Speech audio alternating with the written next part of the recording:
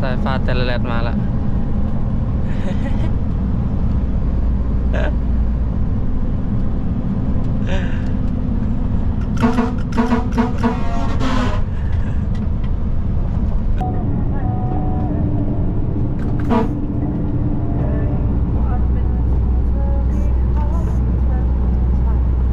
อะไรก็ได้จ้ะ FC เด้อ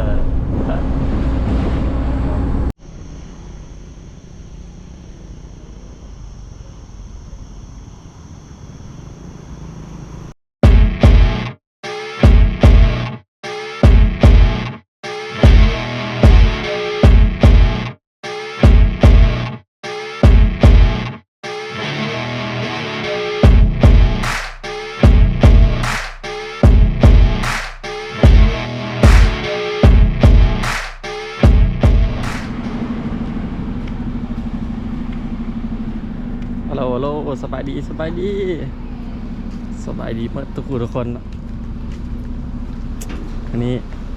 ลงใต้ไม่ได้พาลงใต้ลงปักเซตักน้อยนะ2 คันลงปักเซไปกินข้าวอยู่ปั๊บต้นน้ำมันเนี่ยอยู่แถวกิโลเมตรที่ประมาณ90 ปลายนี่แหละ90 ปลายกับผมพูดแล้วมันกิโลเมตรที่เท่าไหร่กันแท้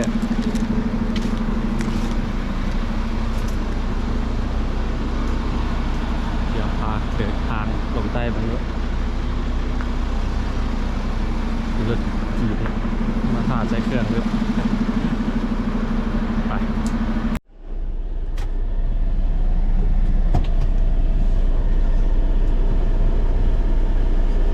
วันนี้มีหลานชายมานำน้ำมือนี่มีครูแล้วแบบนี้มาได้แรงคนเดียวแล้ว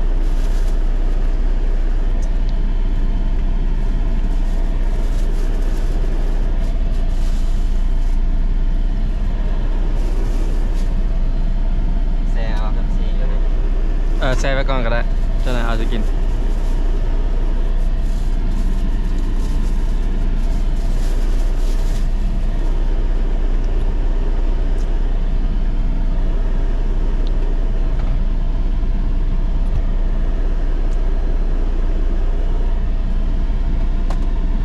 นี่เป็นทานอาหารเนาะผู้ใดกายไปกันมากก็แวะได้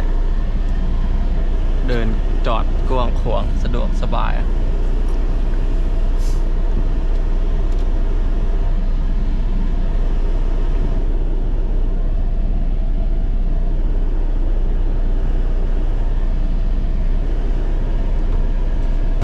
ปั๊มน้ำมันเนาะ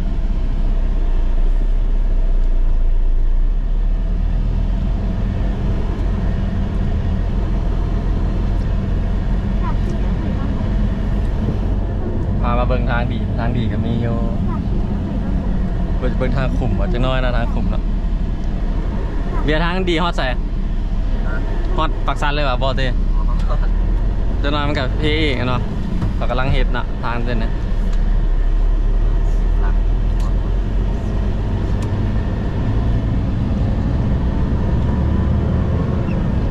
กายวัดบาทไปอ๋อ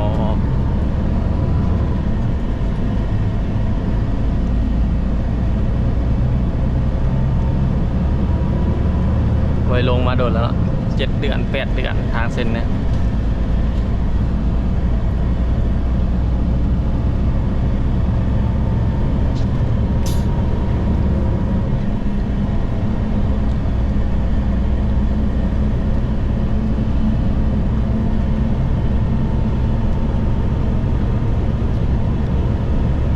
นี่นะฮอดนี่นะเฮ้ยตายละเป็นช่วงเต้จนนั้นมันก็ดีอีกเต้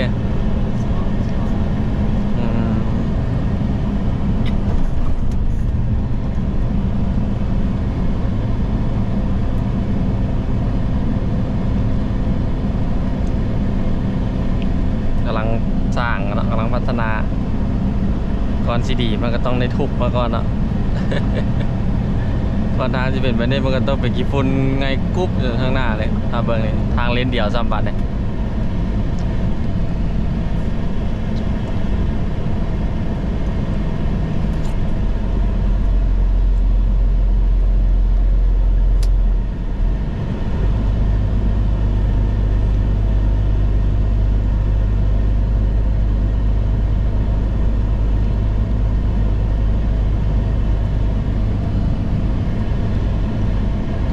13 ใต้นะ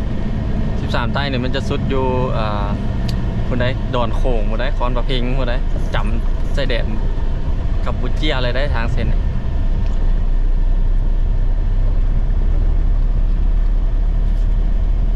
กายปักเซลงไปเนาะคันแยกออกมาขึ้นไปปักซองแล้วโบแมนเนาะโบแมน13 ใต้แล้ว13 ใต้จะลงซื้อเลยจำดานหมดเลยเอาเห็นว่าก่อนซีดีก็เป็นจังซี่ก่อนนะต้องอดดมฝุ่นกันจักกี่ปี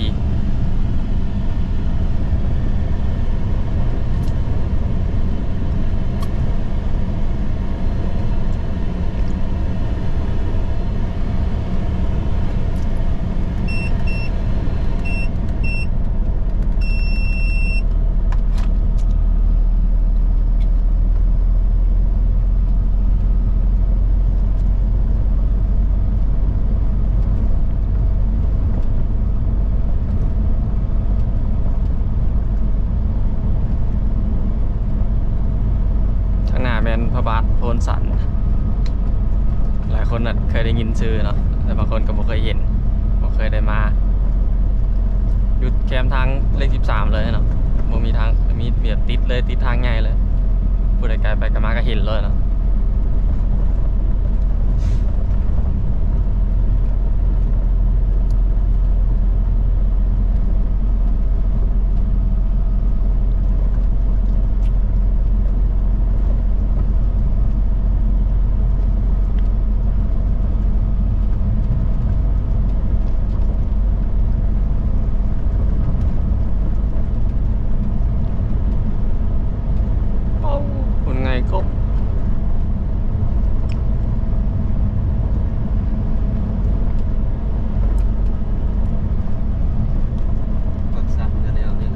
ทางกันแนวนี้มันในเมืองอะไรการในเมืองไปเตะ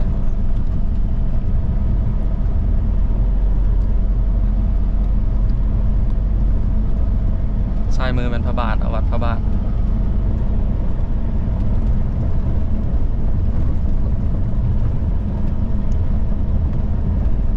ในเมืองเขาขยายแล้ววันยังเตะคือเก่าอ่ะเนาะ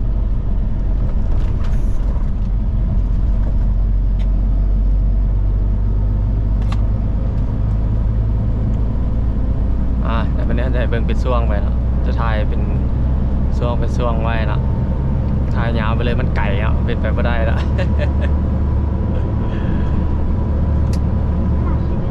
600 ฝ่ายกิโลเนาะ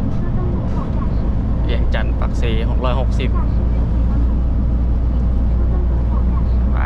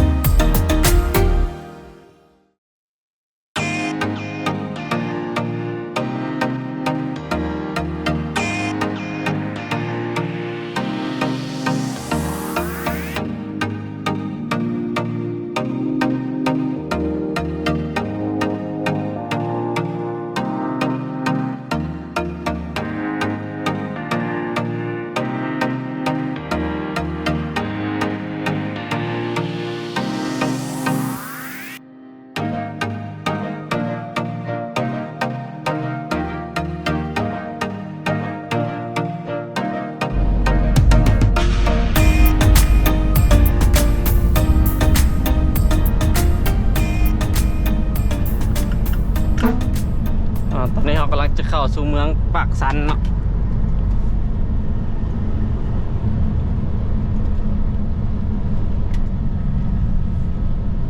คุมลายโพดทางกันเลยเพราะต่อไปให้คุมลายวะเบียร์โอ้สั้นปกติเอาไปต่อมาไปซอกเวียกขึ้นเหนือคนดีกว่า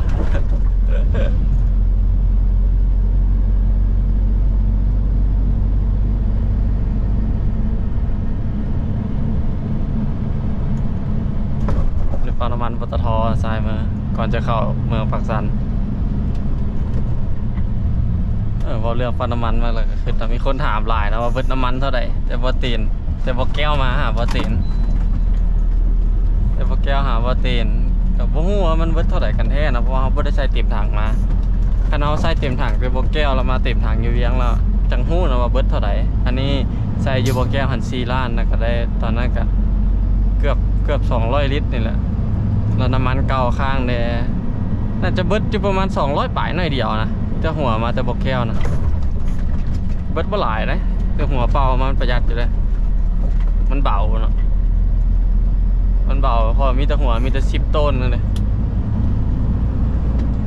นี่10ต้นเขาไปลากหางวันนี้มันทดซาวทำรถรวมคือแท็กซี่เราหางรถเบสแล้วสินี่รถเป่ากับ22นี่หาง12ต้นแล้วมันลากแต่หางมันก็เปลืองเนาะมีแต่หัวมันน้ำหนักมันลดตั้งว่าเป็น10ก็เลยประหยัดแต่มันมีห่างกันชั่วโมง300ปลายแล้วนี่ถือว่าเปลืองเรารถคันนี้สมแหงมากแล้วเนาะ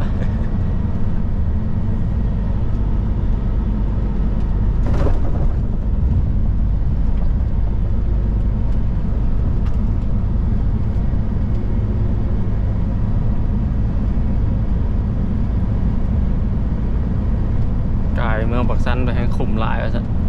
แลนบ่ได้เลยโอ้โหอาจิฮอดปักซองจังวงเราไม่ได้เป้าหมายเขาไปอยู่ปักซองสวรรณเขตเมื่อปักซองหนาวได้เพราะว่าเขามีดินอยู่หันมีแคมป์อยู่หันเนาะมีเฮือนอยู่หันมาซะจะไปพักอยู่หันประมาณ400กว่ากิโลเนาะเกือบ500ประมาณเนี่ยประมาณ500เลยเนาะเวียงจันทร์ไปแรงรถมือเดียวเราบอกคือทางเหนือ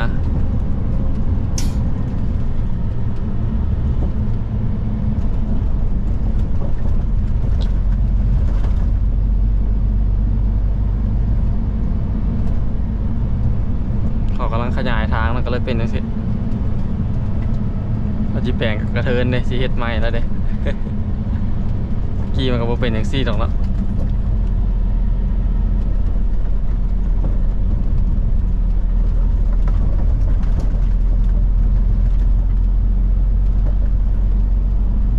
ข้างหน้าเป็นแยกไฟแดงแยกเลี้ยวซ้ายไปทางเสียงขวางต้องได้เลี้ยวซ้ายนี่เนาะกับเส้นหนึ่งแล้วเป็นเส้นทางภูคูนพุ่นเนาะทางกาสีภูคูนพุ่นแยกไปเสียงขวางตัวนี้มันคันเราอยู่เวียงจันทร์เราจะไปเสียงขวางเราต้องมานี่เนาะต้องมาปักสันแล้วเลี้ยวคันนี้จะใกล้กว่าทางจะดีกว่าเนาะคันทางภูคูนไปแล้วมันจะเป็นโค้งหลายไฟเขียวแล้วเนาะต้องได้ต่อไปทันมั้ยเนาะจักรีเบียร์อ๋อทันเดียว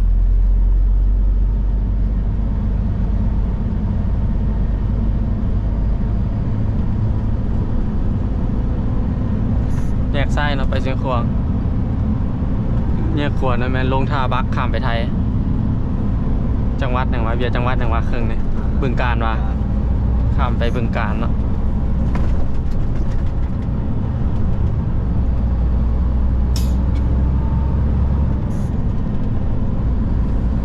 เอาจะกดเงินอยู่นี่คือว่าจอดยากเนาะหน้าตลาดอ่ะ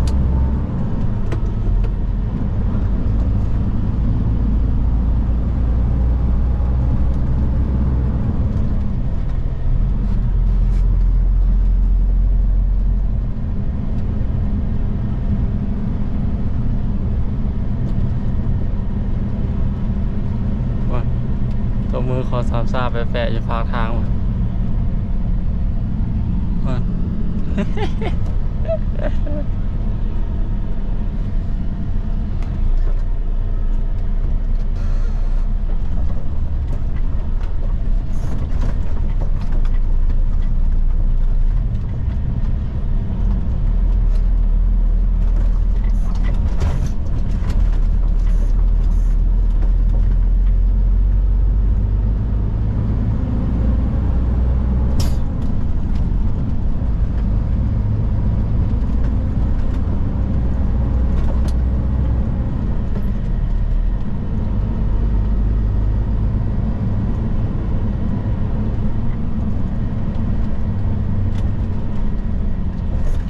เขาจะไปกดเงินอยู่หน้าคิวเนาะคิวไปตลาดพ่อหมดอยู่นะ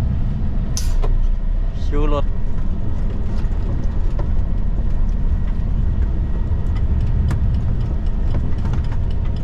แกนในประตูเนี่ย ตัวพี่เนี่ยฟังนี่ก็ได้ได้ยังครับฟังตัวนี้ก็ได้บ่ได้ดิแต่กดบัตร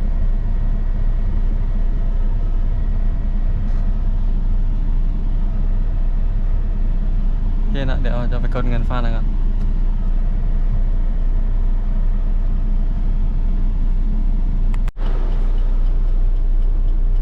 เอาไปซื้อน้ำยา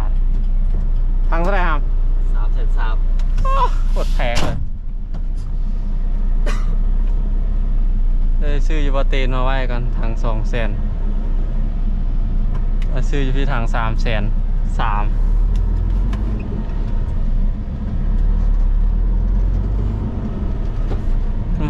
มันว่าเอามันว่าน่ะสิซื้อมาขายมันเลยเนาะ300,000แล้ว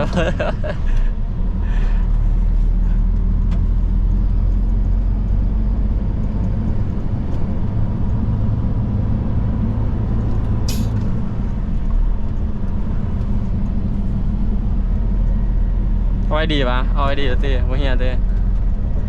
ถังนั่นแหละ มาติ่งสายลมตี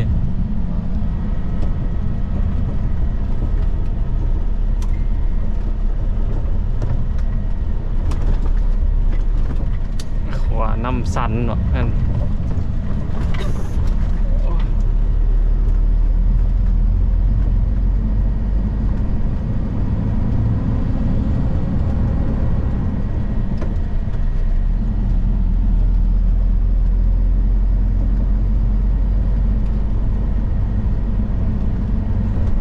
ตอนนี้12 โมงยังเนาะก็เลยวุ่นวายกันหน่อยหนึงจ้ะเนี่ยเลิกเวียกเลิกการเลิกของความโรงเรียน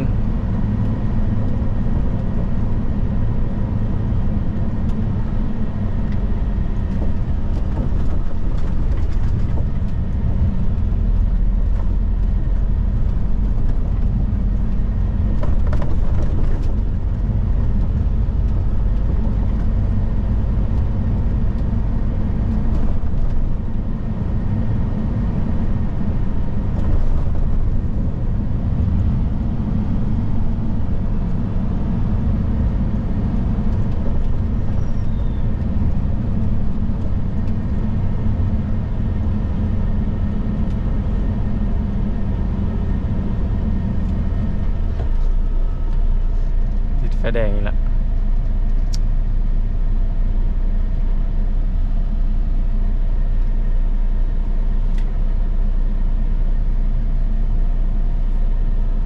โอ้ย FC ครับบ่คุณถ่ายวะคุณเถอะปักอันนั้นที่บ่ไหมน่าจะไม่งั้นเนาะยิงแขวใช่ยังเมื่อกี้ที่เราจักรซูเฟอร์รถลากเมื่อกี้มันไปขับรถยนต์บอเตนละบอแก้วละรถตู้เย็นละวางงานมาไปขี่รถจักรเลาะอยู่ ต้องแม่นเลยเนาะ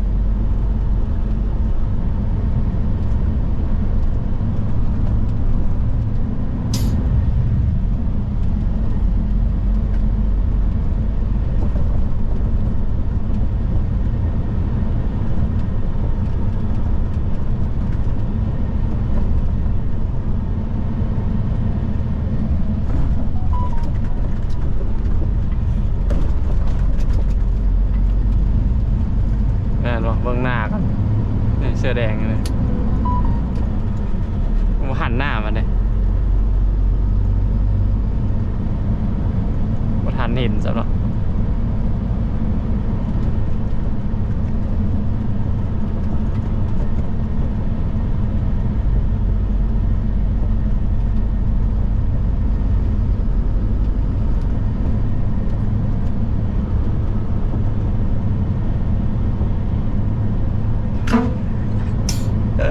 โอ้คนคือคนโดนโปรแมนค่ายกันคือกันขนาดเลย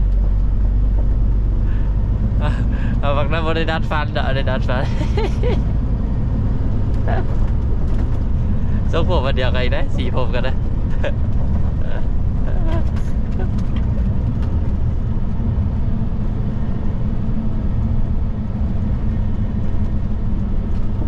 ผมนะ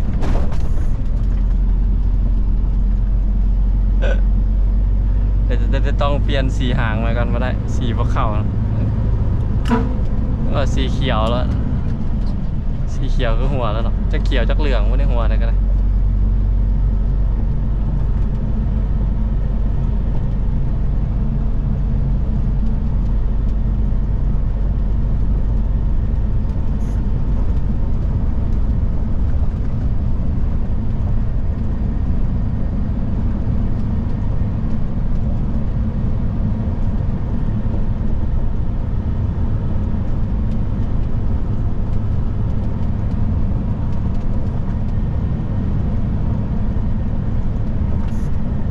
สุดแล้วเนาะตัวเมือง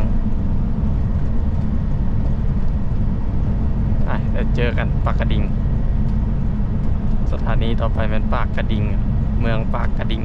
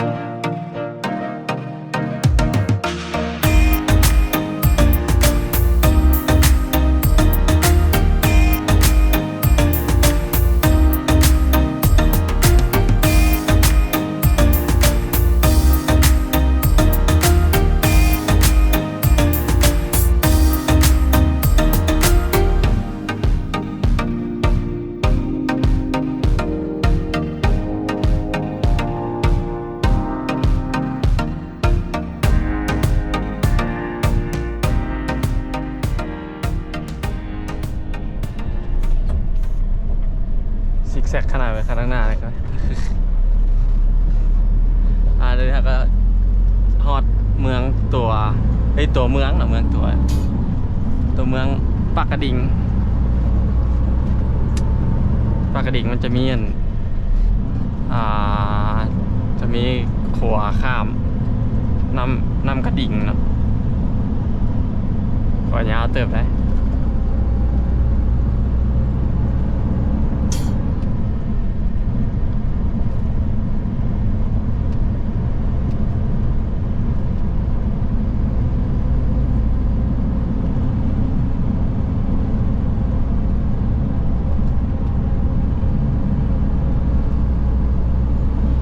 แซงได้บ่รถคันนะแซงไปก็เจอขุมเลย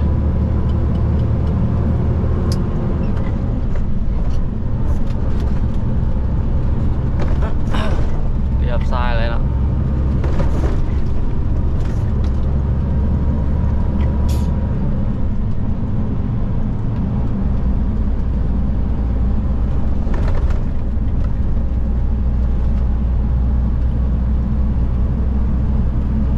เมืองบ่ใหญ่เนาะเมืองน้อยๆ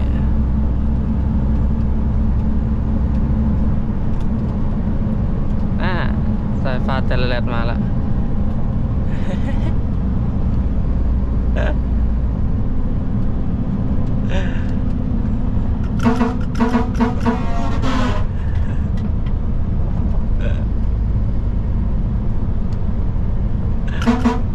มาแต่ละแขกนะส่งรถตะแขกมา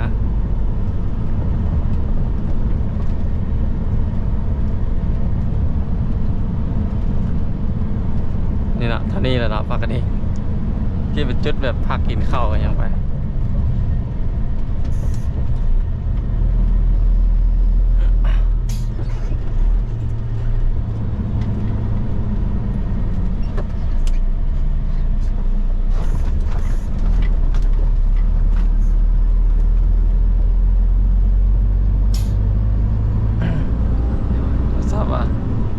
ทราบเจ้าผู้ใดมีซื้อบ่อีกยังวะ เบิ่งดู อีกจบว่าอีกยังวะ ระวังแล้วดิภาษาอังกฤษอ่ะ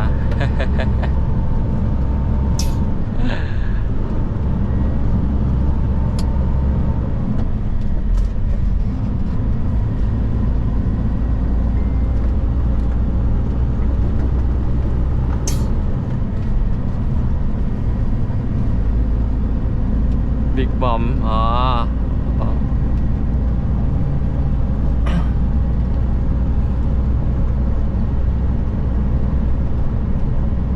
นี่เป็นครัวปลากระดิ่งเนาะ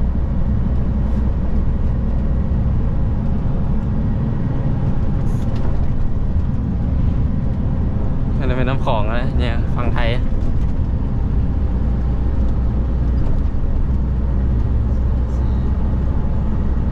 น้ำ2 สีนะน้ำแดงกับน้ำเขียว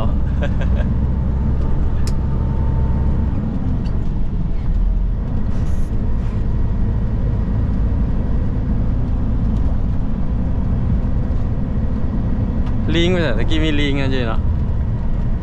ได้เห็นอยู่ป่ะเบียร์ ตัวเห็นเลยเนี่ย รถความสบายต้นนะ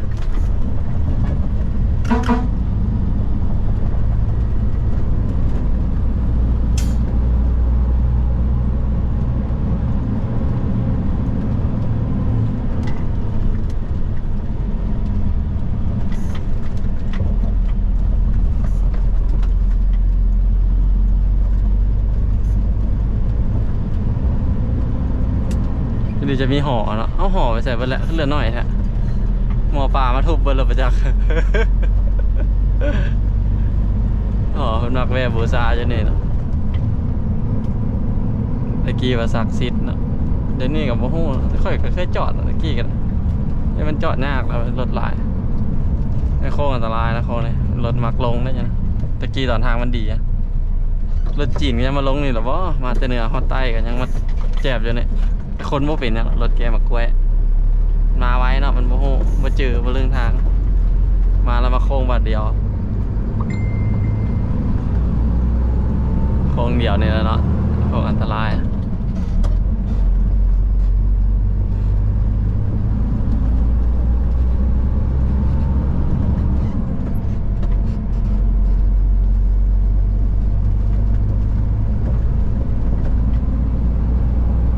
ไปให้พาดันต่อเป็นช่วงไป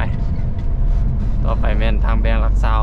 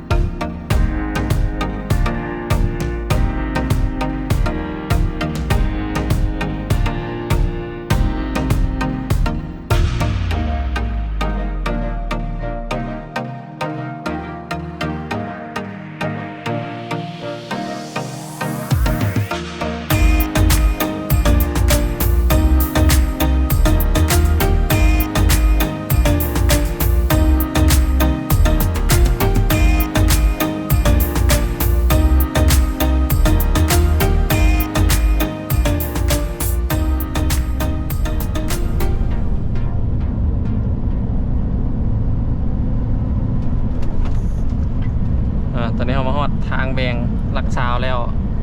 งานอาหารเวียดปิดแล้วจิบ่ปิดแล้วเนาะปกติรถลากเวียดรถเมล์เวียดมักจอดว่าทางแบงหลักซาวมันไปเข้าไปด่านเวียด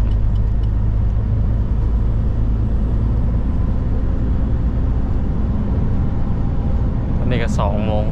บ่าย2 โมงตรงพอดี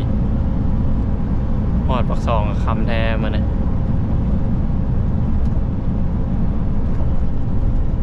ออกเวียงจันทน์มา8 โมงแล้วโมโหจะฮอดปักซองจากโมงประมาณ500 กิโล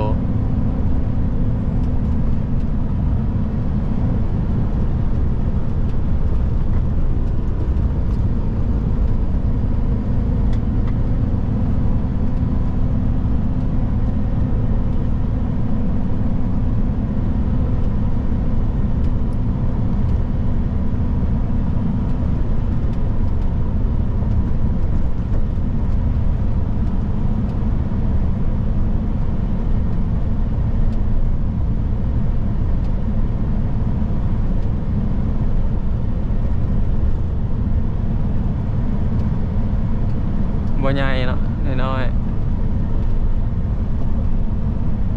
ๆทางแบงรักษาเรือนน้ำทอนเขาว่าเอิ้นกันตัวน้ำทอนแท้อยู่ทางหน้าพุ่นเนาะ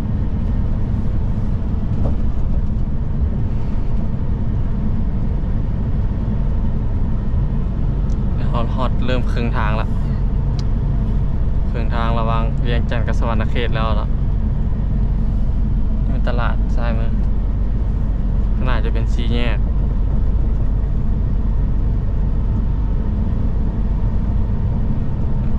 เลี้ยวซ้ายจะเข้าไปทางแบงทางแบงแล้วตัวนี้นะเลี้ยวซ้ายเข้าไปลักซาวแล้วก็เข้าไปเวียดนามดันน้ำพาวอันนี้เราทางแยกไป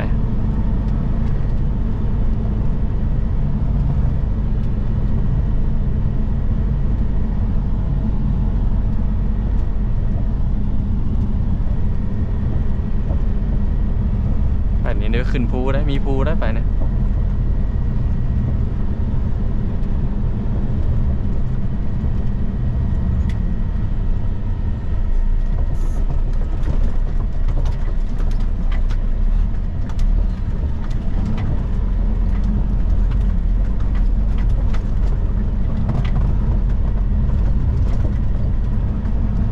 พาดันต่ออีก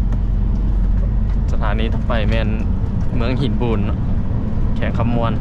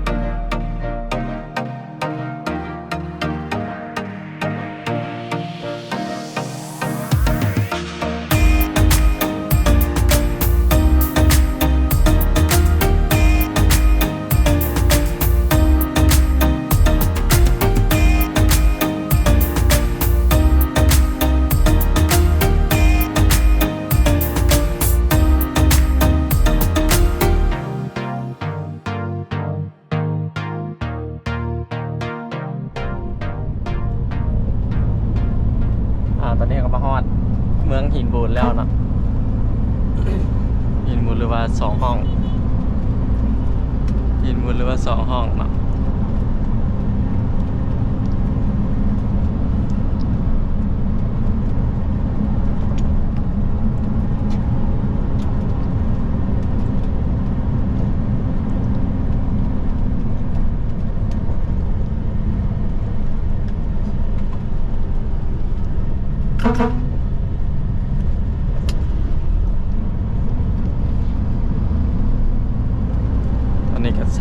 3:20 แล้วบ่าย3เริ่มแรงๆแล้ว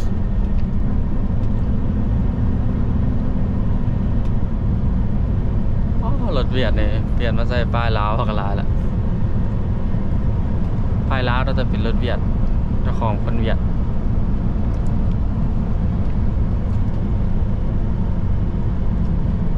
ขอนำหินบูน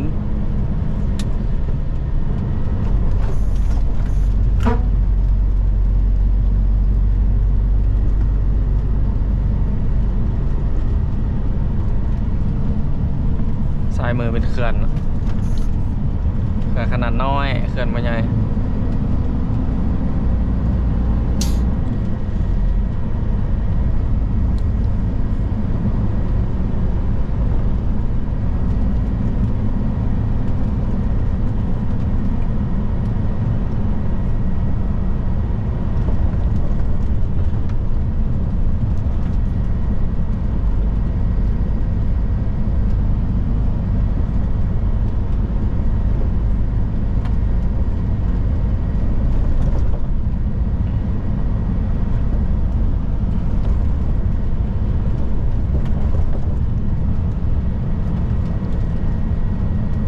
เมืองน้อยๆนะเมืองบ่ใหญ่ ตัวนี้มันขึ้นกับแข่งคำมวลแล้วเนาะ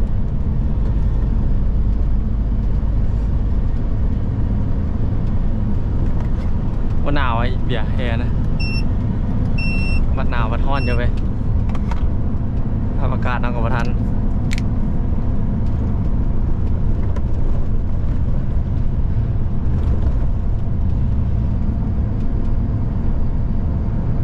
การจอดยางอ่ะ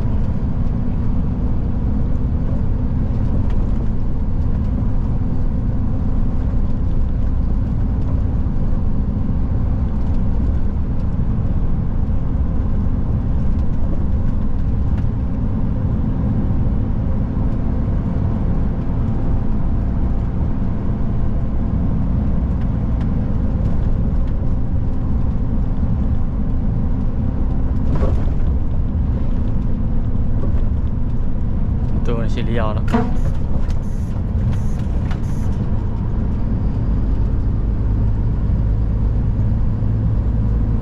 ซ้ายมือได้ไหมน้องเฮียนนะ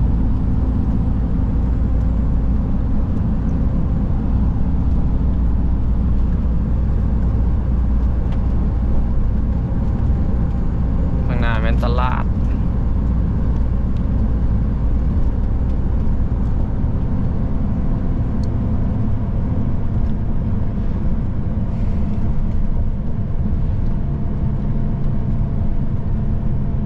ตลาดจะอยู่ซ้ายมือนี่เนาะ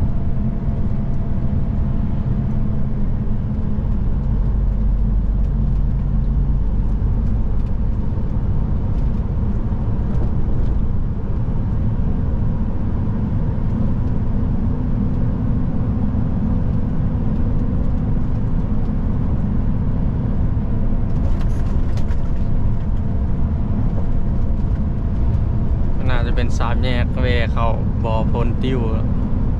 มีบ่อแห่นะอยู่ไหนอะสามแยกป้อมตำรวจเนี่ยเนาะเดี๋ยวซ้ายเข้าไปนี่เนาะเข้าไปนี่เมื่อท่านนี่เนาะเมืองน้อย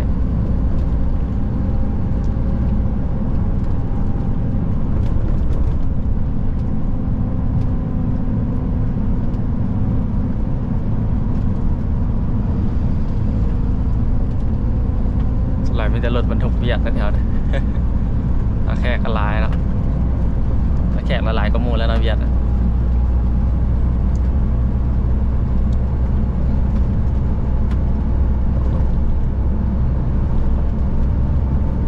เบิร์เลยเนาะไปกันต่อไปแม่นท่าแขก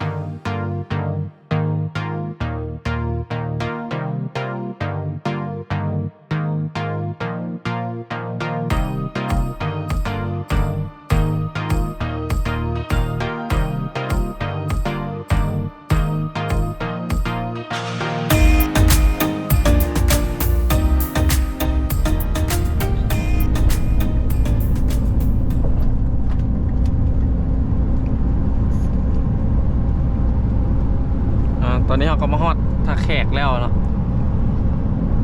ใกล้จะฮอดเนาะก็ซ้ำมาฮอดแล้วจำเลย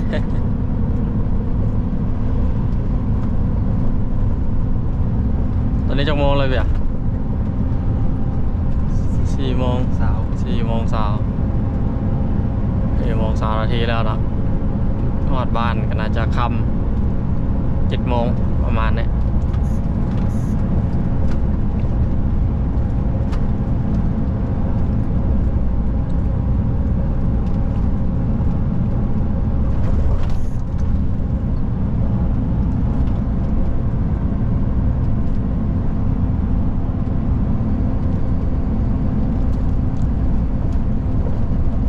ก็จะฮอดจะมีปั๊มปตทเนาะขวามือ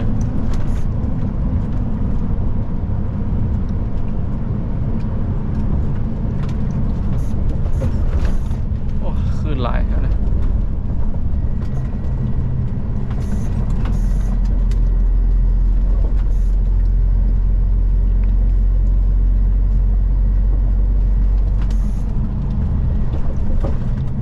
โอ้ขึ้นหลายนะวะ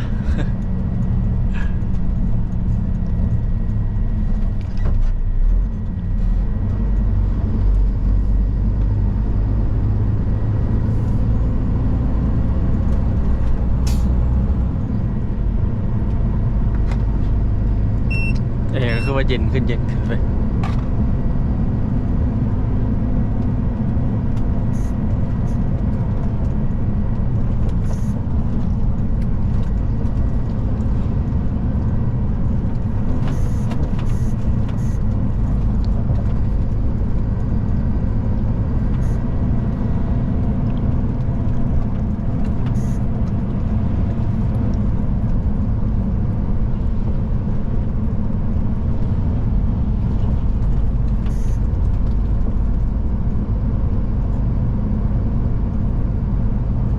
อัดหน่อยนึงเนาะทำแรงคนเลิกการเลิกเรียกหลายโอ้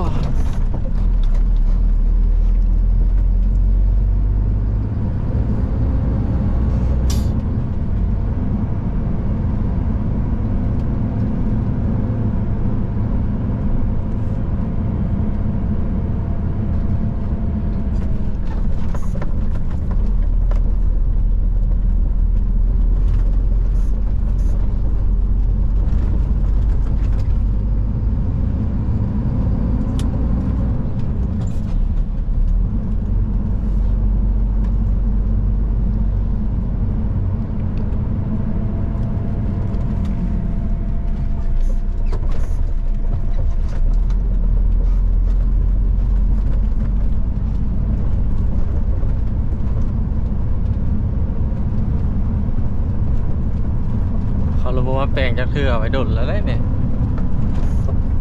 แผนที่ทางใหม่เหรอวะ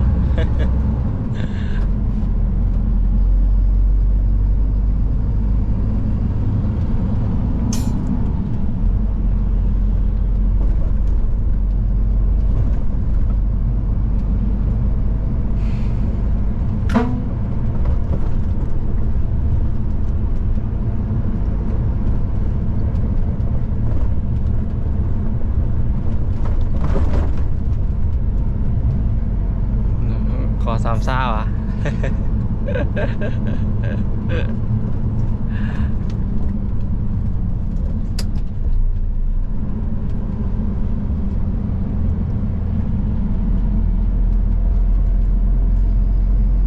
นี่เป็นบอลขายขนมปานนะ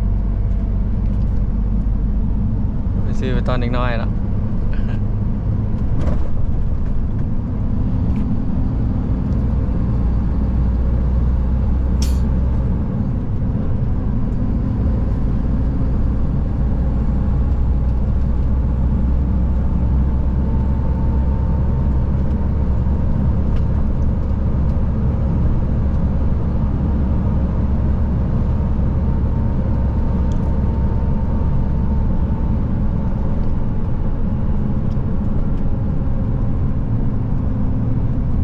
มื้อนี้วันยังเขาคือขายเล็บมันพูดว่า จะ วันจันทร์แม่นเลยเนาะว่าในวันอาทิตย์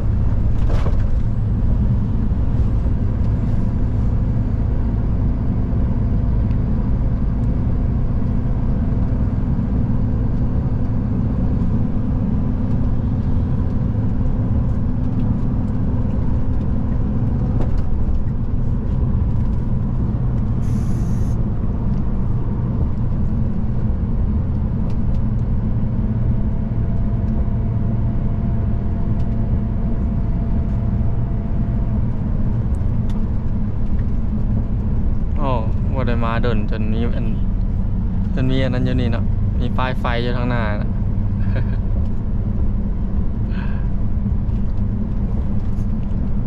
ในเมืองจะเข้าทางนี้เนาะในเมืองจะอยู่เบื้องนี่จะเมืองตะแคกจะเป็นติดอยู่แคมป์ของเลย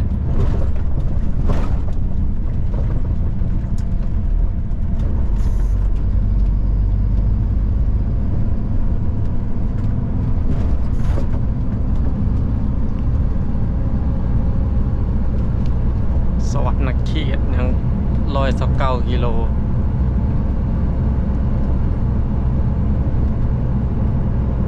ไฟเขียว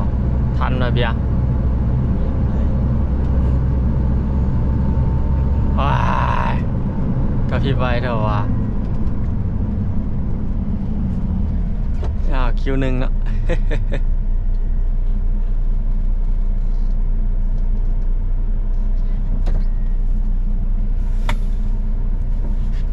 เลี้ยวซ้ายจะไปมหาไซเลี้ยวขวาเนี่ยเข้าในเมืองคือเก่าเนาะไปซื้อจะลงไปใต้ทางเซโนสวรรค์เขต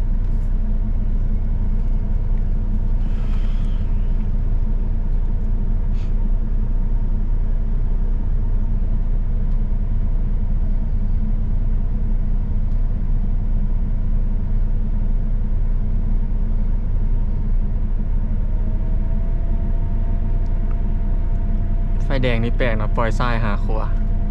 ปกติเขาจะปล่อยไล่ทั้งขวามาก่อนปล่อยขวาปุ๊บแล้วก็ขวานี่ไปอันนั้นก็ไปไม่ไป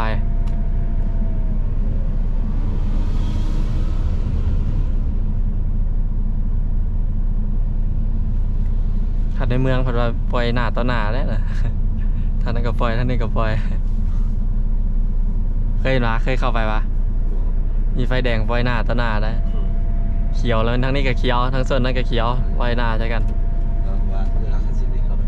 อ๋อก็คอยระวังระวังให้ระวังมันปล่อย2 เทื่อนะเขียวนั่นเขียวนี่ ท่านนั้นก็เขียวนั่นซับสวนกันเลี้ยวกันระวังกันเอาเองเดี๋ยวเด้อใกล้จะเขียวละ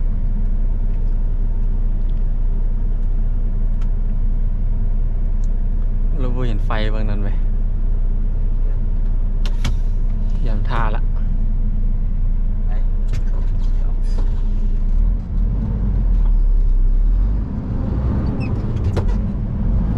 โอ้ยวางคาแห้งนะ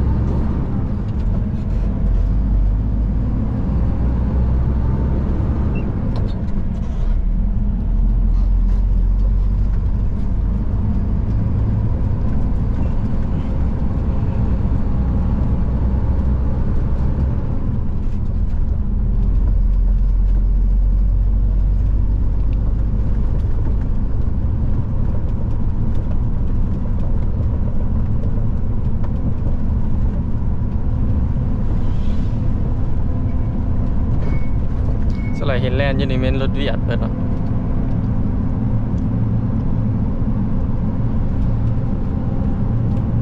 มันหายเนาะ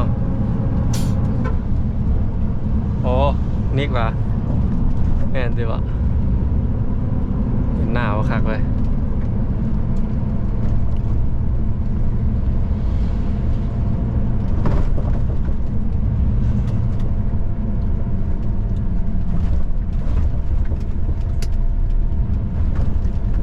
บ้านเขามีงานเนาะแล้วเราเต้งงาน เ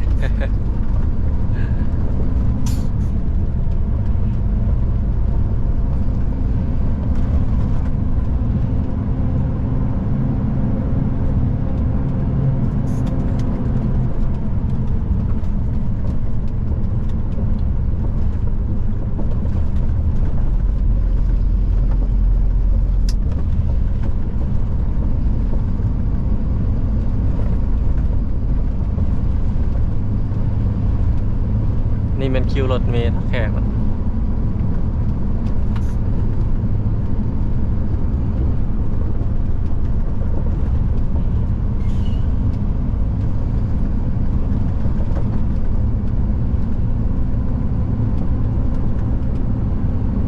เบิดแล้วเนาะมันบ่เห็นในเมืองเราเส้นนี่มันอยู่นอก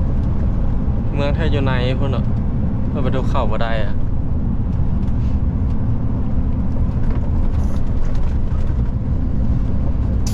ไปเดี๋ยวพาดัดต่อเซบังไฟแล้วก็เซโนเนาะ ไป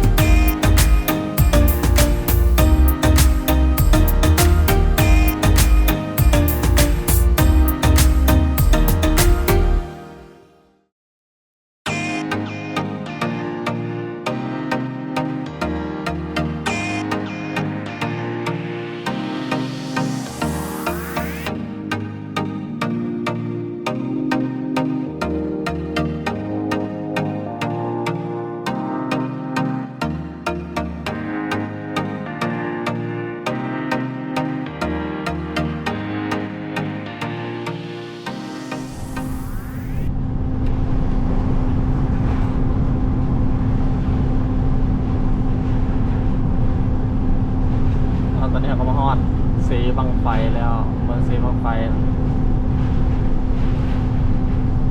น้ำแรงประมาณนี้แวะลงแล้วหนาวโอเปิดแอร์กันยังหนาววันมาอยู่พี่เราเหรอ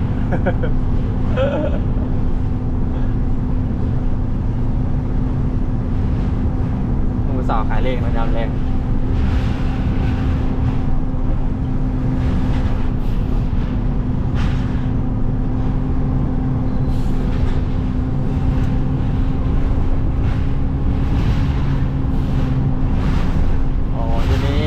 มาตั้งด่านอยู่นี่เสือขออนุญาตเข้าด่านครับ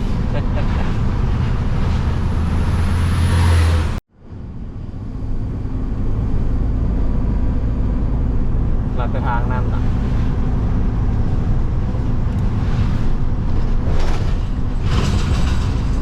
ขอตามซ่าแล้ว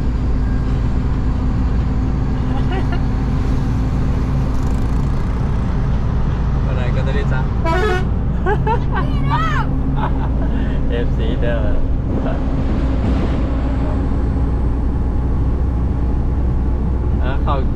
วรรณเขตแล้วได้ไหมนี่เมืองไซบุรีละข้ามขวามันนี่เป็นสวรรณเขตแล้วเหรอ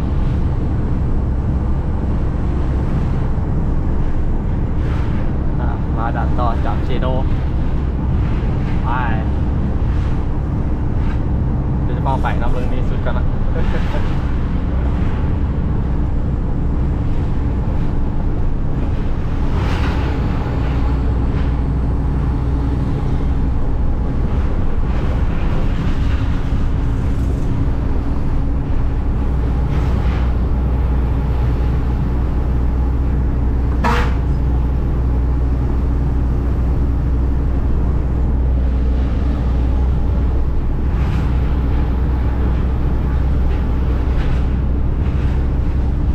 เฮ้ยนะสุดแล้วนะไปตัดต่อเซโน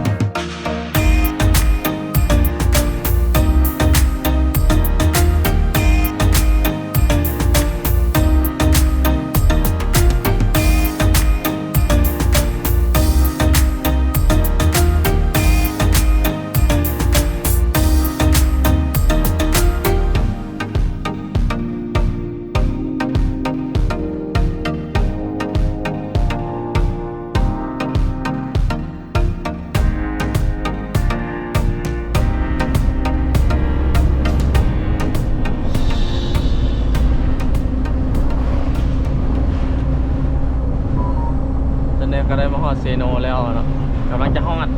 ข้าสู่เซโนเมื่อยังก่อนเบียกฮะ พอด อุทุมพรลืมไปเซโนตลอดอะไรกัน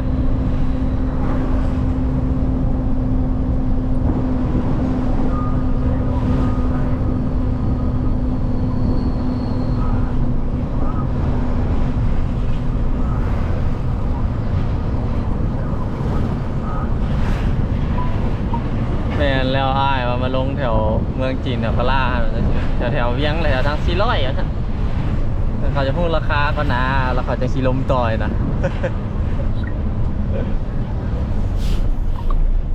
ความหมายว่าเซ็กราคานะ อ้อรถไหนไฟหลายเลยอะรถเวียดเลยสไตล์นะอ้อเซโนพัฒนาหลายไปให้น้องเวียดนามได้สไตล์นี่นะ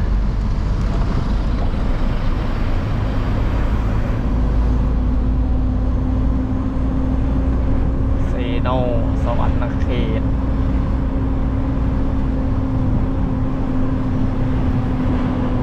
จะกินปีกไก่ละ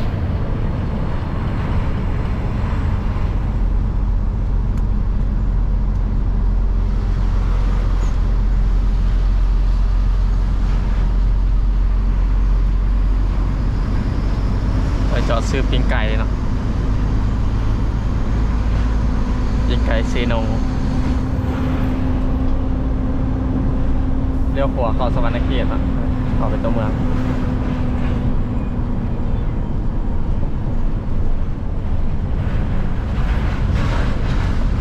หอมปิ้งไก่เท่าไหร่ยี่ข้าวอยู่ที่นั่นเอาละ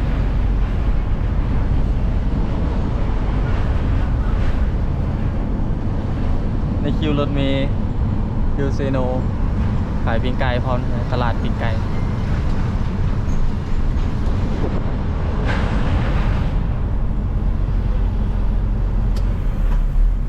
ตอนนี้ก็7 โมงยัง6 โมง 46แล้ว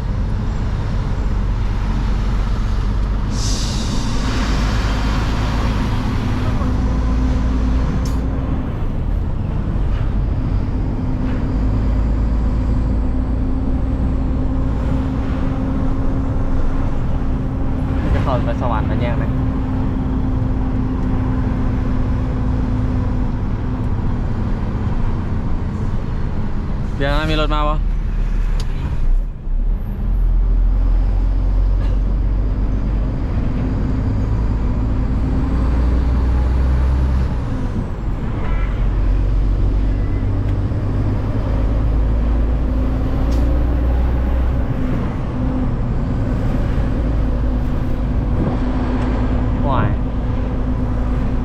ปีนี่คือว่าเห็ดเก่าเลย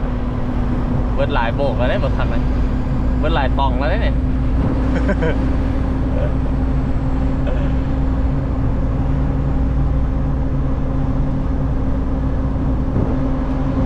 ไฟทางคือว่าคงคอยนะคงซัมนี่นึงวะแบดเบิดอ่ะ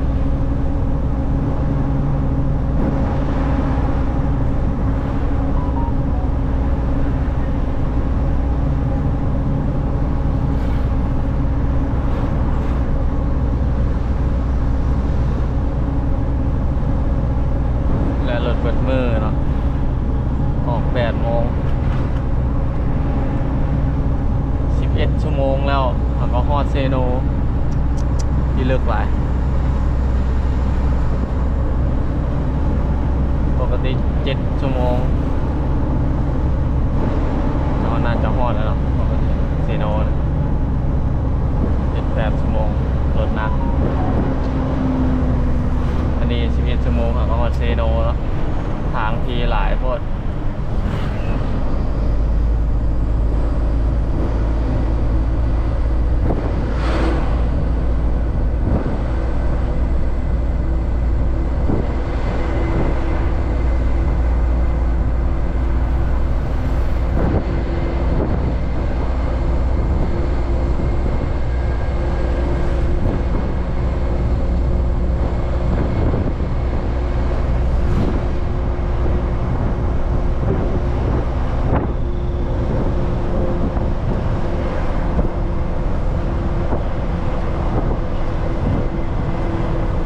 ในเมืองเราได้เนี่ยเมืองเราได้เนี่ยเขาผ่านมา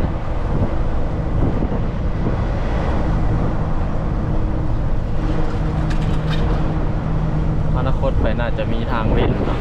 หรือเปล่าเขาบ่เห็นเพราะมันเป็นช่วงใกล้ๆเลยเนาะอันนี้เขาก็บ่เห็นนะเพราะว่ามันระยะทางผ่านในเมืองมันบ่ไกลมาได้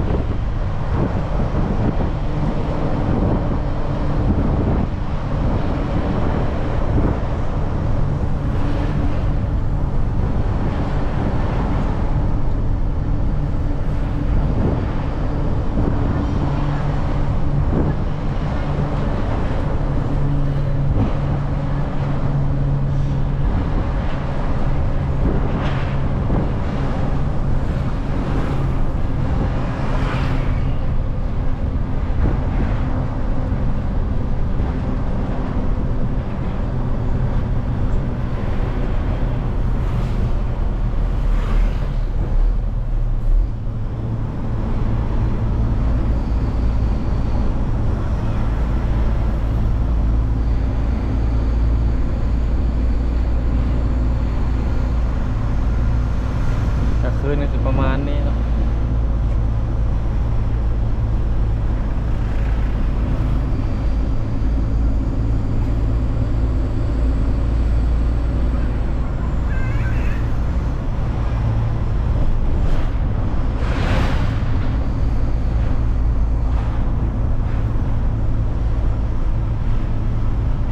ฮอตแยกแล้ววงเวียนอาจจะเลี้ยวขวาไปซ้ายจะแม่นไปทางเซโปนหรือว่าไปออกไปเวียดสังไสแดดนะเมืองพีนเซโปนเราไปพุ่นเนาะมันจะเลี้ยวขวามาเว้ยเลี้ยวขวามาหลัก35แล้วก็ลงเลี้ยวซ้ายลงไปใต้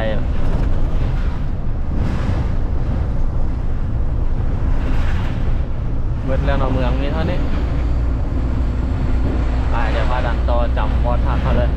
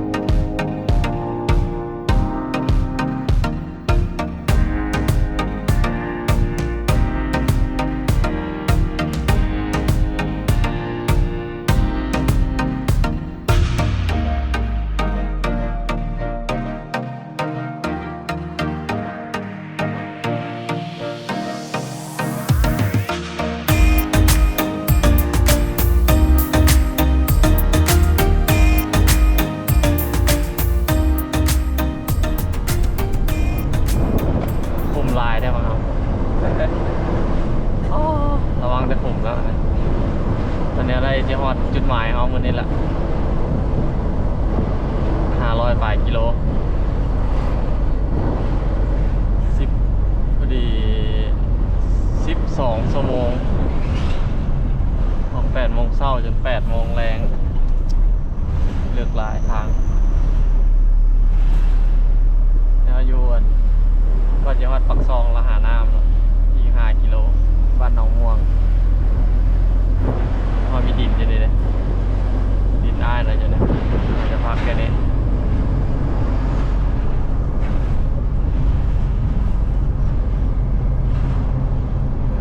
เนี่ยที่ข้างแผนผักบอดประเสริฐเลย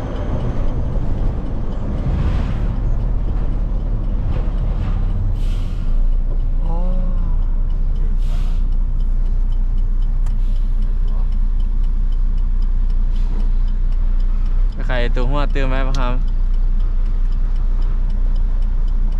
สัญญาณรถพร้อมเด้อ ใส่ร้านเขา ใครตัวนี้ออกหน้ารถไอแลนด์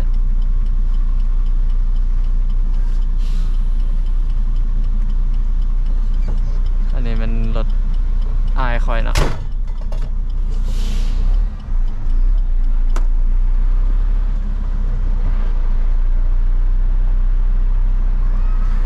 เลือกหลายทาง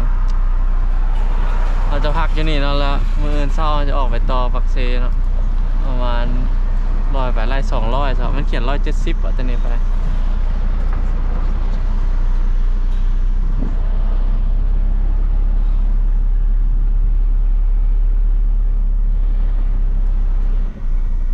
ถอยเข่ามาเนาะแทงขวายเอา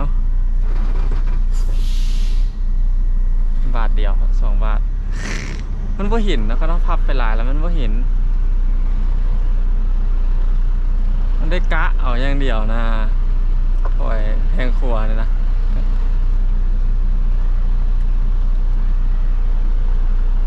มันบ่เห็นเลยมันเนี้ยมันเดี๋ยวมันก่ายเวียนนะเราบ่เห็นแล้วได้เดาเอาโอ้โหจักหน่อยจักหลายบ่ฮู้เลยเดามั่วๆไปได้ดิเข้าไปละเข้าเสยเนาะแต่ห่างเว้ยเข้าอยู่แต่ห่างโพดคนละทีบเลยเลยมาหน้าไม้เนาะแล้วเข้ามาห่างโพด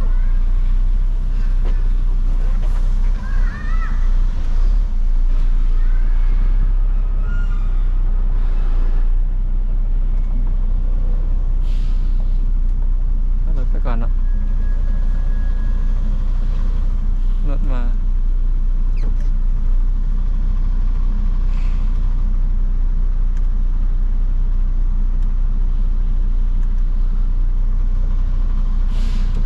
เมื่อยเนาะเมื่อยขับรถ12 ชั่วโมงรวดเลย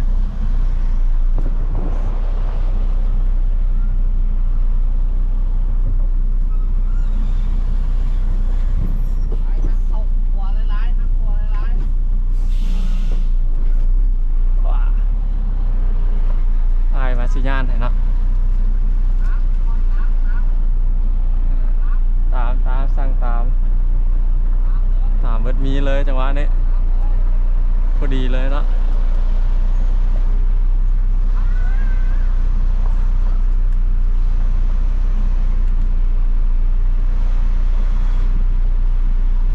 มีใบมีดรถดุดเลยเดี๋ยวระวัง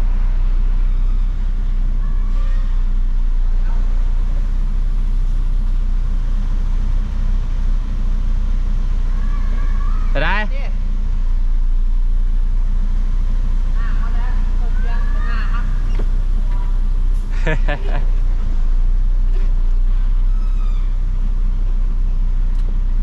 ดึงหัวเขาอีกเนาะรถมันเสลี่ยง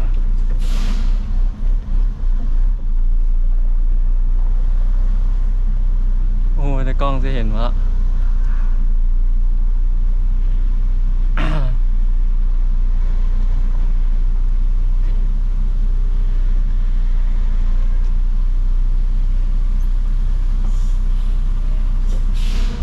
อีก ก็ทันอ่ะอีกซะนะ